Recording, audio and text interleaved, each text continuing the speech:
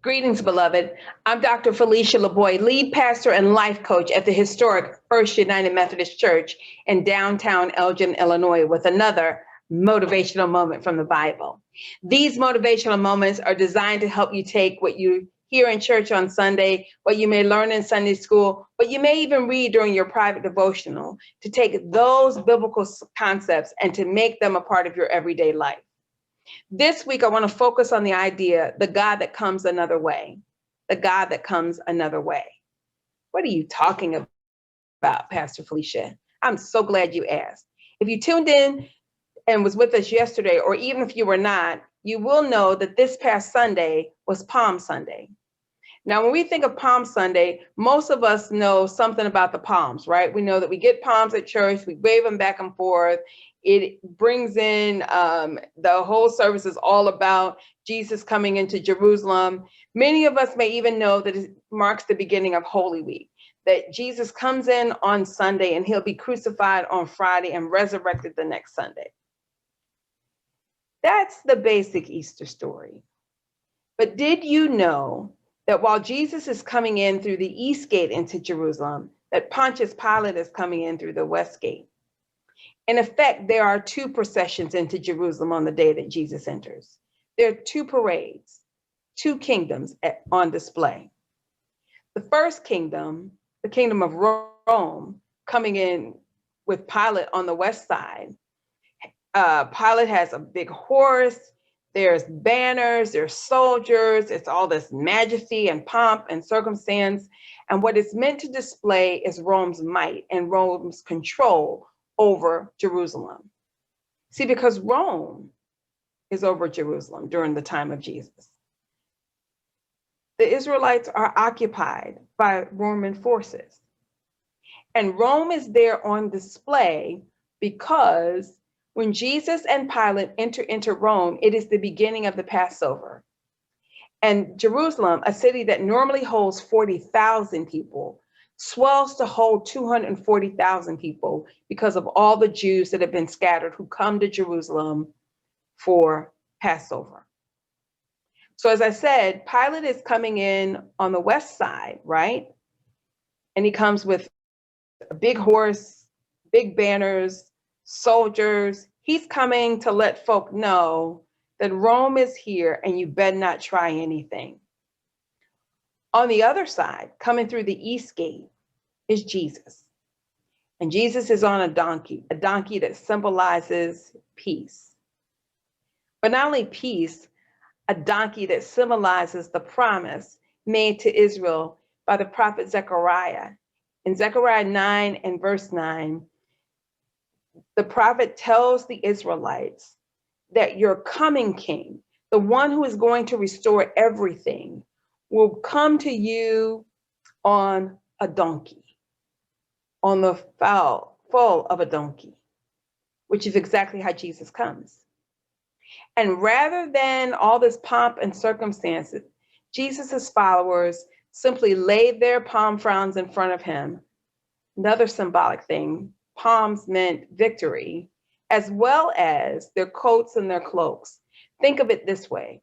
It would be like comparing the might of the English monarchy compared to a community that is colonized. Or you could think of it this way. It could be like the might and presence of a military group versus a peaceful protest. One coming through the west, one coming through the east. And the power of both are on display. The power of this world and this world kingdoms, or the power of Christ, a nonviolent power. Christ comes in not to display his military might, because even as we will find on Friday, he tells folks, if I need allegiance to stop all of what my Father's going to allow, I could easily do that. But that there is a higher purpose in mind. I have something bigger in mind. Jesus is also coming in that way because he wants the people of Israel and he wants us to understand that it is not by might or by power, but it is by his spirit, that God has something bigger in mind than restoring Israel to its Davidic time frame. But the people then don't get it. That's why they start to sing Hosanna. Hosanna translated means God save us. It's a plea. It means God save us. We beseech you to save us. Blessed is the one who comes in the name of the Lord means that blessed is the one who comes in the name of the Lord, who is going to restore the kingdom in the same manner of David's kingdom. And Jesus is trying to help the folks understand, I'm coming to restore things, but I'm thinking much bigger than you. I'm coming not to only redeem you and to restore you. I'm coming to redeem and to restore the world, even that other king who happens to be coming in on the other side. You all might say, well, Pastor Felicia, that's a wonderful story. What does that have to do with us? I am so glad you asked. And so let me answer your question by asking one. Have you ever prayed about something or prayed for something and God comes another way? God does something completely unexpected. He answers your prayer, not the way that you hoped he would, not the way that you thought that he would, but the way that he answers your prayer is much bigger than you could have imagined. He comes another way. I know in my own life, that's happened to me several times. I thought that the answer to a prayer was going to be this particular way. And when that didn't happen, I was devastated. And then later on, I found out that the thing that I wanted to happen my way didn't happen my way, because God had something much bigger planned. He had something often that didn't just include me, but included other people. He had a greater blessing in mind. He had a greater way to display his glory, because that's what all of this is about anyway. While Pilate and the soldiers were interested in displaying Rome's glory, what Jesus is trying to do is to display the glory of the Father. And the people there are making a way. They are preparing the way of the Lord. And this God comes completely different, another way. But that's been the whole story from the beginning, right? I mean, I don't know about you, but if I was God, I don't think I would come to save the world by being willing to first be born. You know how dangerous it is for a baby to be born? And then to be born to an unwed teenage mother? Mary and Joseph are not married. She's a kid and she's pregnant. And according to Jewish law, she can be stoned to death.